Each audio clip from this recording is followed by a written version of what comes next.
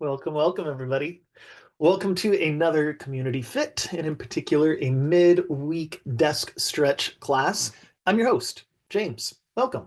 Glad you're here. Um, it is chilly in my house today. I don't know about wherever you're at, but it's like, I think because it's been unseasonably warm, and then today it's just a little chillier. So I had to put this on. It was cold. Um, okay, so we are here for our embodiment class, and in particular, embodiment kind of from the shoulders up. If you didn't join us last week, but you're joining this week, we have kind of changed a little bit about how we run this class. So again, these classes are designed to be kind of 6 week segments, and then we take a little time off, and then we come back again. And this series of midweek desk stretch, we're calling it Tech Neck Unwreck. Lots and lots of rhyming words there. And so we're going to really focus on tech neck. And what is that? Well, it's that kind of forward, slunch down neck stuff. And I want to kind of break through the idea that there's good and bad posture because there isn't. There is no such thing as good and bad posture. Instead, think of it as postures that we get stuck in, that we overuse, that we disembody from, or are unconscious that we're doing, versus postures that have variability and movement and options and choices and awareness to them so that you can kind of come into that like focused downward thing and also remember to move out of it. It's about having options and choices in a library of awareness and movement at your disposal whenever you want. And so that's really what we're going to be here talking about it. Um, okay, we've got some connection issues going on. Hopefully it's not on my end. We'll see. Um, so that's what we're here to kind of talk about and explore. We always enter into the practice via the lens of nervous system regulation. And in particular, when we're talking neck, and even in the next series, which I believe is like spine, back, mid body stuff, which has the spine, right? Those are highly innervated areas. Anything that's head, spine, armpit, and hips area has a lot of nerves to it. And when we're stressed, when we're tensed out, when we are holding postures, especially unconsciously holding a posture for too long, meaning sitting for too long, standing for too long, working for too long, reading for too long, texting and playing games, puzzling for too long, our body kind of goes in this freeze response. And one of the best ways out of that neck pain, out of that back pain, is actually through nervous system regulation. So we're going to get started there. If you have a nervous system regulation practice, meaning something that centers you, grounds you, makes you feel good, by all means, do that practice. If you're like, I have no idea what that practice would even look like, sound like, follow along with what I do. And hopefully, over the next few weeks, you can get a library. You can get a toolkit of different options and choices of things you can do in the moment to make you feel better and be more embodied. And if you are into the nervous system work, please join us on Fridays for our ACT class, Adjusting to Change Toolkit, where we talk about change through the lens of nervous system regulation. So we're going to do a lot over there on Fridays with nervous system work. Okay, enough talking. Let's dive in. If you've got a practice, go ahead and do your practice. We're going to spend about 3 to 5 minutes getting grounded. I'm going to guide you through. Last week, we started off with just a long exhalation. This week, we're going to get a little more um, method to that practice. If the long exhalation worked for you, do that. If not, we're going to go into a 4-7-8 breath. That's an inhale for a count of 4, a holding of the breath for a count of 7, and an exhalation for a count of 8. Inhale 4, hold 7, exhale 8. If you can go in through the nose, out through the mouth, all the better. But do what feels natural or doable for you to do. I'll do the counting. you do the breathing. To start off, let's go for just a few cleansing breaths just to get us prepped. So inhale like a normal human being. Exhale. Two more of those.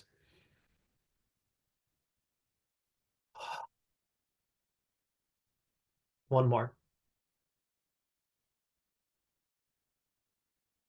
And then inhaling to a count of 4, 3, 2, hold. 7, 6, 5, 4, 3, 2, exhale. 8, 7, 6, 5, 4, 3, 2, inhale. 4, 3, 2, hold. 7, 6, 4, 3, 2, exhale. 8, 7, 6, 5, 4, 3, 2, 1. 4, 3, 2, 1. 7, 6, 5, 4, 3, 2, 1. 8, 7, 6, 5, 4, 3, 2, 1. Slower. 4, 3, 2, 1. Hold. 7, 6, 5, 4, 3, 2, 1. Exhale. 8, 7, 6, 5, 4, 3, 2, 1. 4, 3, 2, 1. 7, 6. Exhale. 8, 7, 3, 2, 1. On your own. 4. Hold.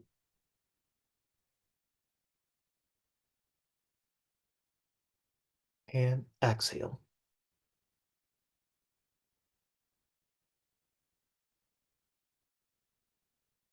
And then just breathe like a normal human being. Just notice any changes. And then when you're ready, bring your hands together. Take your nice warm hands and just place them over your heart. If that doesn't feel good, it can be over the belly, it can be over the throat, just somewhere that feels comforting and warm. And just kind of feel that pressure, that warmth. And then maybe there's a left and right rock. Again, just kind of soothing the nervous system, getting a little centered, getting ready.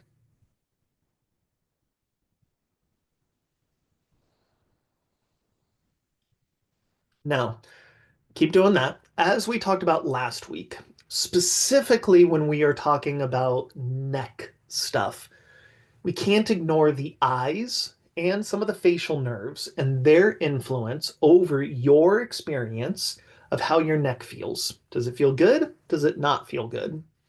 Specifically, eye and eye movement. In fact, we're going to kind of get started to show you, to demonstrate for you how connected eyes and neck actually are. Now, the more sensitive, the more you do this, the more sensitive your hands become, the more powerful this practice becomes. But it's really just a demonstration. So if it doesn't feel like a lot, just know that this is a thing. Take your hands and place them at the upmost portion of your neck, lowest most portion of your skull. You're going to have your spine right in the center, and on the left and the right sides of that spine, you have muscles. In fact, if you do like a head nod, you should feel some of those muscles kind of contract. If your hands are too much over your spine, you're not going to feel them. And if the space is too wide, you're not going to feel them. It's kind of about an inch apart, right? And from there, if you twist your head right and left a little bit, as you twist left, you should feel the muscles underneath your left hand kind of activate. Like they go a little stiff, it's a little firm feeling. And if you twist right, you'll feel it underneath the right, right? So we've just proven that there's muscles that kind of twist your head right and left. Now, instead, keep your nose faced forward. Close your eyes. Close your eyes and hold on And just tell your bones to stay still, right? This is not a shaking of your head, no. This is a holding still. Instead, with your eyes closed, make your eyeballs look to the left and then make your eyeballs look to the right. Eyes closed if you can, if you need to open them, but just kind of shift a little bit. And underneath your fingers, if you get sensitive, if you get quiet, if you get grounded enough, you will actually feel as you just move your eyes to the left without moving your head, the muscles on the left side of your neck go a little active. And then when you shift it to the right, the muscles on the right side go a little active. A little active, a little active. Now, open your eyes. This is demonstrated. We all know this moment. You're riding a bicycle, you're driving a car, whatever it is, and you look, specifically if you're riding a bicycle, right? You look to the right, and what happens? Everything starts to go to the right. You look to the left. Your eyes have this, are innervated, carry the same nerves as the nerves that are at the uppermost portion of your neck, the cervical nerves. Same nerves connected to the eyes, connected to the upper neck. So that when your eyes look left, those nerves tell your head to twist to the left. And when your eyes look right, they tell you to twist to the right. That portion of your neck is so smart. It's like the university level professor, the doctorate of the spinal area. Where that the integrity of that area of your neck really determines the integrity of the rest of your spine, how well the rest of your spine is moving or not moving. So, working with the eyes influences the upper neck, which has a influence over the totality of the spine. So short, it's a very long way of saying working with the eyes has a lot of bang for the buck. Now, inversely, if my eyes are focused on a computer screen all day long, on a cell phone all day long, on a book all day long, right? What do you think happens to my uppermost neck and in turn the rest of the spine? Everything locks into place. And so a lot of it is what are my eyes doing? What am I intentionally or unintentionally doing with my vision? And how is that influencing or affecting the rest of my neck and therefore the rest of my spine all the way down? So we're going to spend a little time working with the eyes in in order to work with the actual portion of your neck that gets kind of stuck when we're working at a computer. Here's what we're going to do. You're going to look forward, and all we're going to do is softly focus forward. We did this experience last week where we kind of narrowed in and then widened. Narrowed in, kind of laser focus versus peripheral vision. Allow your eyes to go kind of soft and have some peripheral vision to it. Keep your eyes focused forward, but a soft focus.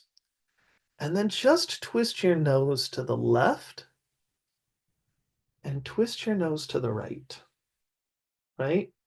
Now you can see on screen that I'm moving relatively slow, right? I could go slower and I could certainly go faster. It's got a relatively molasses feel to it. Now, I can twist my head this far, but it becomes real difficult to stay softly focused. If I'm going soft focus and I twist to the left, there's a point in which it feels like, oh, like the gears have tightened up a little bit. I could crank it more, but I'm not going to. I'm going to keep it softly focused and I'm just kind of exploring the edges, right? It's like, where's enough over here? And where's enough over here? Now, it's probably not symmetrical on both sides, and that's fine.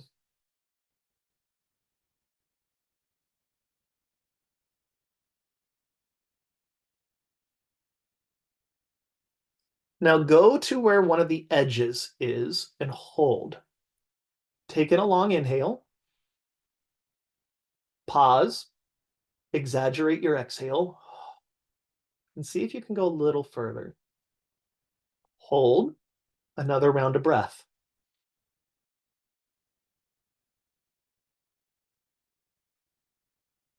A little further. And then slowly to the other side. We are directly working with the nervous system. So speed and intention matters. Go slow. Take your time. Anticipate that there might be some feeling a little off or feeling a little different. If you crank it too hard, it's not going to have any reward on the other side. It's about going slow, pausing, breathing,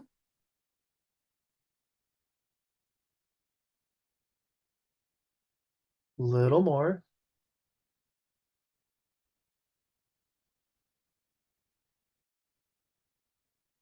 and back to center. Now, instead of moving the bones, we're just going to move the eyes and we're going to ask that the nose stays forward.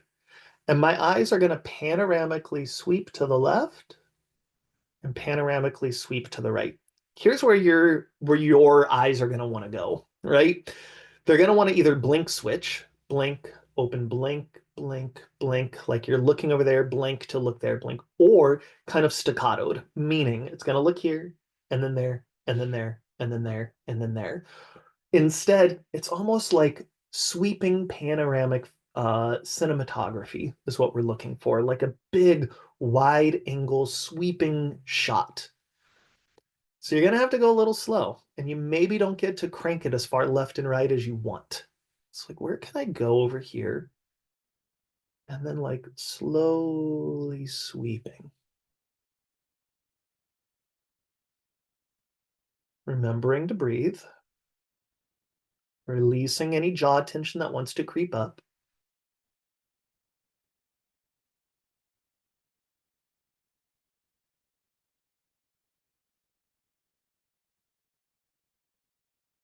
And then finding center.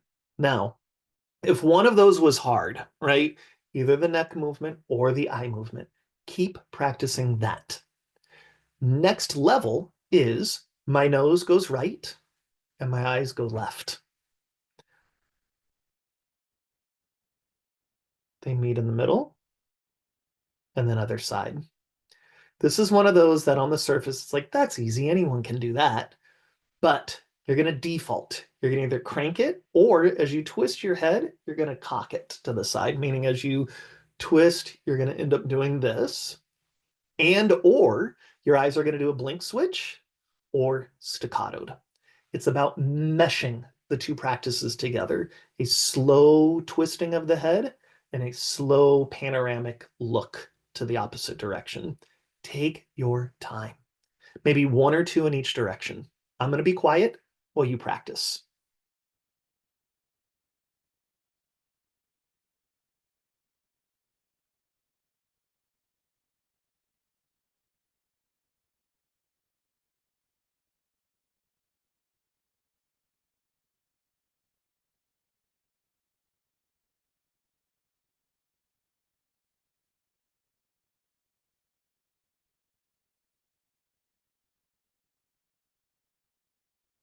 And center.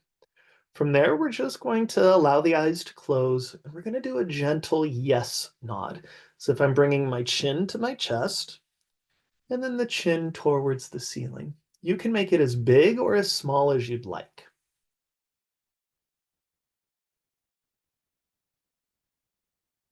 Now, keep doing the yes nod, but let your eyes softly gaze forward.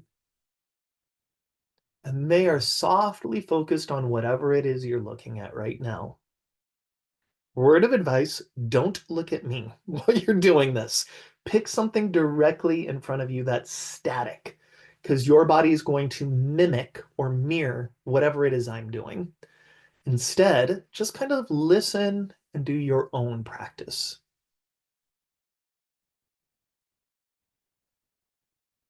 Now, instead, nose is going to stay focused forward and eyes are going to panoramically sweep or paint the wall in front of you. Again, you're going to want to blink switch. You're going to want to go staccatoed. It's a soft sweeping up and down.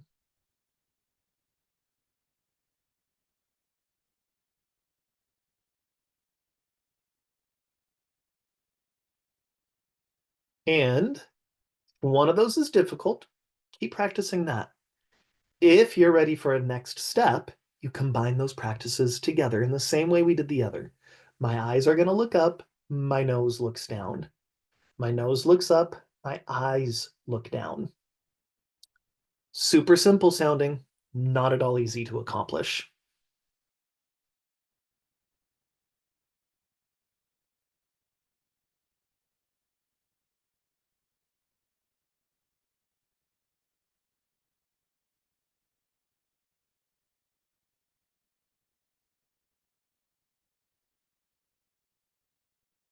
It's one of those that gets harder as you go.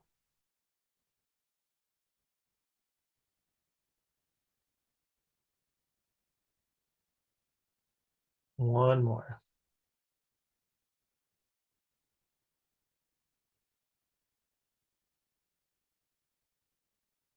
And then look forward. Keep your eyes softly focused on whatever's in front of you. And then make a little quarter or baseball size, you determine how big or small, circle with your nose. Slow it down. You can even close your eyes here. And you're going to find if you kind of slow it down that there's going to be sections of that circle that are not very graceful, right? It's like drawing a circle with your non-dominant hand, right? It's going to look like a D or like a trapezoid. And instead, it's just slowing it down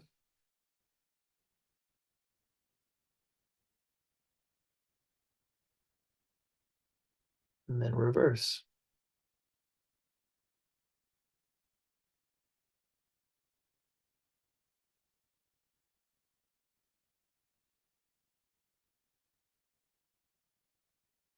Now, we could do eye circles and that gets real circus trick-ish. Instead, we're going to switch gears because also the trigeminal nerves, the jaw nerves, are connected into a lot of what's going on in the neck. How do we affect that? With the tongue. So, mouth closed, you're going to take your tongue and draw a circle. In fact, you're going to go above your teeth to the left cheek and around, and then we're going to do the opposite direction. I can't talk and do this. And in fact, you're probably going to cough while you do it. I'm likely going to cough while I do it because a lot of that nerve and the tissue that goes down into your throat, this is liberating some of that. And it's going to look a lot like this.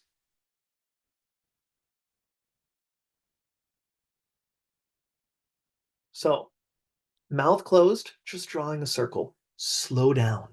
Take your time. One or two in one direction, one or two in the other direction, and be mindful as you're doing it. Am I breathing? Where am I holding tension?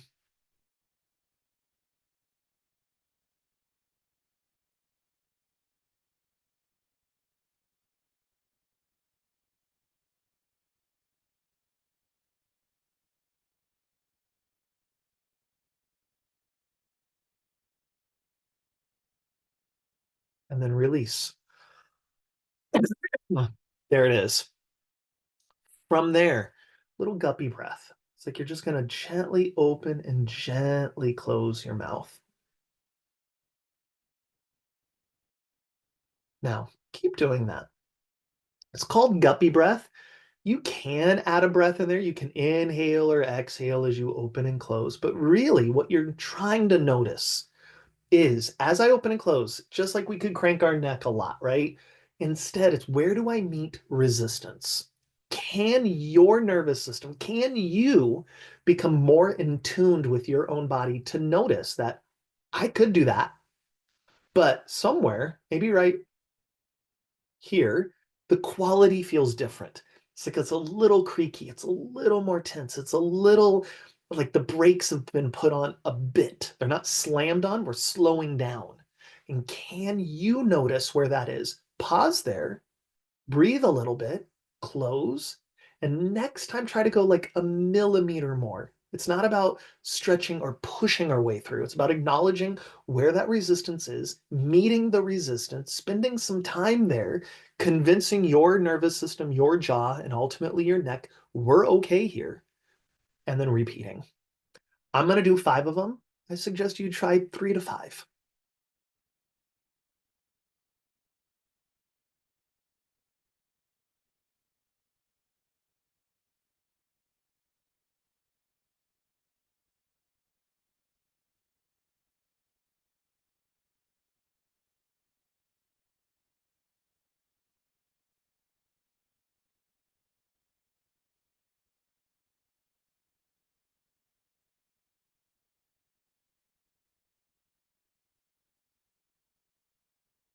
And when you're ready, hands together, get them warmed. Take those nice warm hands and just place them on the front of the throat and let your head kind of sink down in. And then there's like a gentle rocking left and right.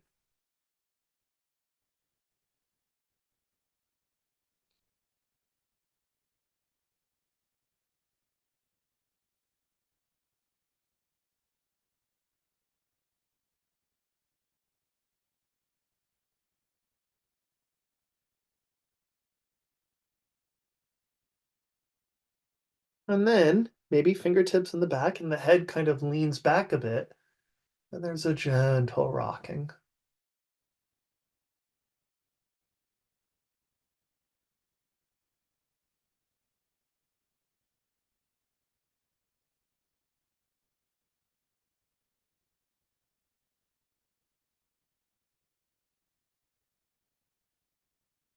And center.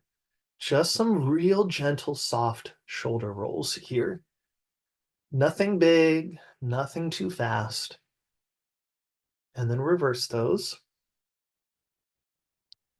Now, last week, we ended with what's called a head ramp, right? And it was our final practice of like locating the head on top of the spine. Because again, tech neck is often about like a forward head posture that's down.